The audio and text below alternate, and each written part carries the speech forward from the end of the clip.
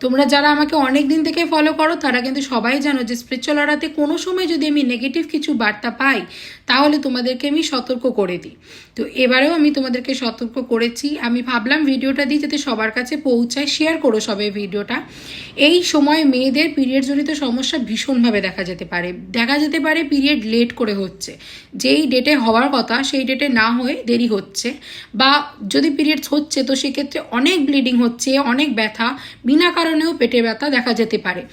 যাদের এক্সট্রা করে কোনো কিছু নেগেটিভ রয়েছে, বাস্তু, সেভেন চক্র, নবগ্রহ, গোচর, গুরুচণ্ডাল, ব্ল্যাক ম্যাজিক বা কোনো এক্সট্রা মাঙ্গলিক কোনো কিছু এফেক্ট রয়েছে, তো তখন তাদের রিলেশনশিপে হঠাৎ করে পরিবর্তন হতে পারে।